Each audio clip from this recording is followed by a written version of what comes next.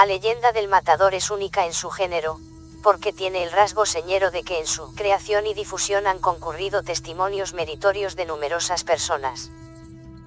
Desde que derrumbaron el toreo de la Ciudad de México, ubicado en plena colonia Condesa en tiempos lejanos, no son pocas las personas que afirman haber visto un hombre vestido con traje de luces, que deambulaba por el terreno baldío. Cuando se inició la construcción del inmueble que ahora alberga al Palacio de Hierro Durango, algunos trabajadores salían huyendo y no regresaban ni para cobrar. Unos aseguraban haber visto deslizarse a un elegante caballero, otros reconocían en la sombra la figura de un torero. Con el transcurso de los años, varios empleados del flamante establecimiento fueron víctimas de la misma visión. Y gracias a que su nivel intelectual era superior al de aquellos sencillos maestros constructores, lograron aportar un número importante de datos relevantes. Algunos decían haberlo visto con su traje de luces, saludando a la afición, otros que tenía los intestinos de fuera y caminaba con paso parsimonioso, como si fuera al encuentro de la muerte. Algunos más, que se paseaba con los brazos en alto, llevando la montera en la mano izquierda y un ramo de claveles rojos en la derecha. Los más, decían haberlo visto sonreír con la barbilla en alto y la mirada en lontananza. Así es como se fue forjando la leyenda del fantasma del torero. Durante muchos años no se pudo precisar la identidad de aquel matador. Ninguno de los que lo habían visto quiso exponerse al horror de repetir la temible experiencia y optaron por no reanudar su compromiso con el palacio. Tampoco tuvieron el valor de mantenerse ante tal espectro el tiempo necesario como para identificarlo y tampoco contaron con los redaños necesarios como para regresar al lugar y vivir nuevamente el terror experimentado. Hasta la llegada de un nuevo aparadorista, Manuel Rodríguez, fue cuando se pudieron identificar algunos rasgos faciales del aparecido. Manuel tuvo su primera visión del espíritu un domingo por la tarde. Para su desgracia, con la tienda cerrada, él solo y sin oportunidad de huir, se vio forzado a permanecer vigilante, si bien invadido por el miedo. Sin comprender mucho su pesadilla, al día siguiente le contó a su mejor amigo y compañero de trabajo, Roberto Robles, que a las 6:30 de la tarde había visto a un hombre vestido de torero, sosteniéndose las entrañas con una mano y la montera en la otra, quien giraba como si agradeciera al público. A pesar de la burla de Robles y ofendido por su incomprensión, siguió contándole que el matador repentinamente empezó a deslizarse a través de aparadores y mamparas. A Rodríguez, después de haber librado meses desempleado, su precaria situación económica no le permitía dejarse vencer por apariciones ni ánimas en pena. Se juró a sí mismo conservar este magnífico trabajo. Gracias a esta decisión logró, después de repetidas apariciones, identificar al fantasma de lo que parecía ser un torero mortalmente herido. La segunda vez que Manuel enfrentó aquella fantasmagórica visión, aunque el miedo le congelaba la sangre, se mantuvo atento, observó que aquella ánima se movía como si toreara. Aún a pesar del susto pudo percatarse de que lo hacía de manera armoniosa, manteniéndose derecho y con los pies separados. Esta aparición duró un poco más que la primera y luego se desvaneció. Recordando la pregunta de su amigo, observó su reloj de pulsera, eran exactamente las 5 de la tarde con 40 minutos. Al día siguiente se lo reveló a Roberto. Este se impresionó con lo que acababa de escuchar y le hizo muchas preguntas a las que Manuel no supo contestar. Roberto dedujo que Manuel desconocía los términos taurinos, entonces lo convenció de ir juntos a la corrida del siguiente domingo, asegurándole que sería su oportunidad de estudiar los movimientos de un torero y así podría explicarle claramente lo sucedido. También le prometió conseguir los nombres de todos los toreros que perdieron la vida en la Plaza El Toreo. Varias semanas pasaron sin que el escaparatista tuviera que trabajar en domingo. Esto permitió que, a invitación e insistencia de Roberto, presenciara algunas corridas y se adentrara un poco con la fiesta brava antes de tener una nueva vivencia con aquella aparición. El último domingo de febrero, Manuel sufrió una espeluznante experiencia. Se encontraba arreglando el aparador de los enseres de playa cuando una música rompió el silencio, A los primeros compases no les prestó mucha atención. Luego alcanzó a escuchar España no hay más que una, ya lo puede usted decir y el que quiera convencerse, que se venga aquí a vivir España no hay más que una. Casi de inmediato se dio cuenta que aquella música sonaba a paso doble, como en las corridas de toros.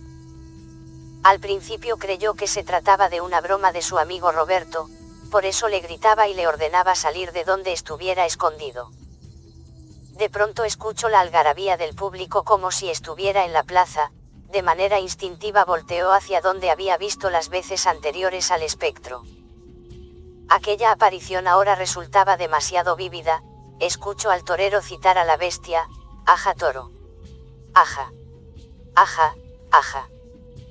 Lo vio ejecutando una serie de chicuelinas andantes mientras la multitud lo aclamaba con sonoros jaleos ole, ole.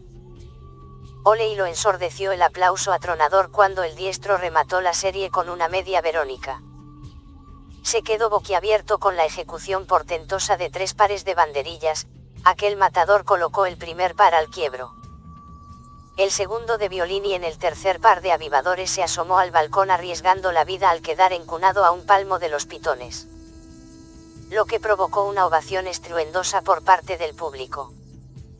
El escaparatista vio cómo aquel espada, acercándose a la barrera, brindaba la muerte del burel a un hombre, para salir de inmediato y cubrir el tercer tercio. Fue testigo de los perfectos doblones, se emocionó con los pases por alto. Se unió a la algarabía del público y coreó al unísono varios ole tras los repetidos pases en redondo. Terminó por conmoverse al ver que la faena culminaba con una maravillosa estocada a volapié. Manuel aplaudió presa del paroxismo, contempló al triunfante matador dar la vuelta al ruedo, mientras el público lo aclamaba. Lo vio pasar frente a él y se sumó a los gritos de torero, torero, torero, hasta que aquel se cobijó nuevamente en el burladero de matadores. La aparición y los sonidos se desvanecieron lentamente, Manuel, aún bajo la excitante influencia de aquella ensoñación, reanudó su actividad. Verdaderamente lo había conmovido la actuación del matador. Era la primera vez que no le había dejado un rictus de miedo, ni una sensación de terror, la visión del torero. Cuando más inmerso estaba en su actividad, sintió un viento gélido recorrer su cuerpo. Como un autómata volteó al lugar de las apariciones y asombrado advirtió cómo un toro negro y meano se desprendía de un burladero. Para iniciar una frenética carrera hacia donde se encontraba distraído el diestro de sus visiones. Escuchó los gritos de terror de la gentada al momento que el burel empitonaba al torero y se lo echaba a los lomos. Notó cómo el toro sostenía en una de sus astas el cuerpo del lidiador, manteniéndolo sujeto por el costado derecho y zarandeándolo como si de un muñeco de trapo se tratara. A Manuel se le hizo eterno el tiempo transcurrido hasta que vio cómo el cuerpo era lanzado al suelo. Varios minutos después de haberse desvanecido aquella horrenda visión, Manuel aún se mantenía estático y mudo por la impresión. Algunos meses después Manuel identificó al torero. Viendo una fotografía en un periódico de 1940, y leyendo la crónica de aquella corrida fantasmal, que de manera espectral él había presenciado. Con voz temblorosa leyó, muere el torero de México, Alberto Boulderas. El tercer toro de la tarde, de nombre Cobijero, era para José González Carnicerito, se trataba de un toro negro, meano, corniapretado, hondo, corto y poderoso. Un ejemplar digno de la ganadería de Piedras Negras. Cuando Carnicerito se disponía a pedir permiso a la autoridad, para pasaportar a Cobijero, el toro se arrancó contra el burladero en donde se encontraba Boulderas. Al que atropelló y se lo echó a los lomos, infiriéndole una cornada gravísima que le destrozó el hígado. Por varios segundos el torero permaneció clavado a las astas del burel, en tanto que el público que llenaba el tendido, sintiendo la magnitud de la tragedia, se hizo presa de la más profunda de las angustias. Cuando al fin Boulderas pudo librarse de las astas del toro, nada quedaba por hacer, estaba mortalmente herido. No sin dificultad, el valiente torero se incorporó de la arena. Caminó hasta llegar al callejón en donde fue recogido por las asistencias y trasladado a la enfermería de la plaza en donde expiró unos minutos después. Mientras el aparadorista leía el artículo periodístico, revivía en su mente la tenebrosa escena. Después de que Manuel logró identificar al torero e hizo del conocimiento público dicha identidad, nadie volvió a ver aquella aparición.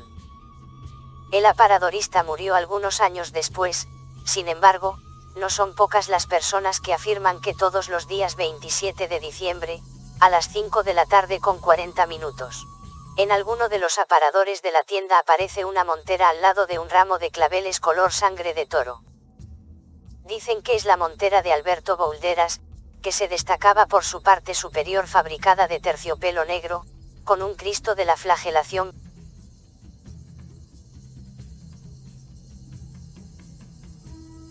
Suscríbete.